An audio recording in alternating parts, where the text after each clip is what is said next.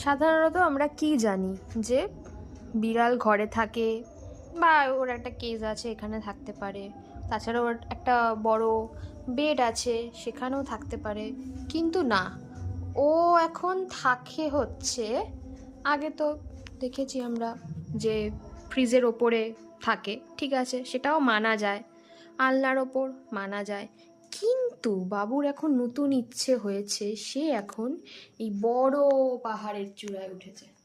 কোথায়? আলমারির ওপরে। দেখুন বসে আছে কিভাবে, কিচ্ছু জানে না, জানো, কিচ্ছু জানে না, ছোট্ট একেবারে সোনা, কিচ্ছু জানে না ও। দেখুন, ওই কিরে, বাবার রাজত্ব পেয়েছো তুমি?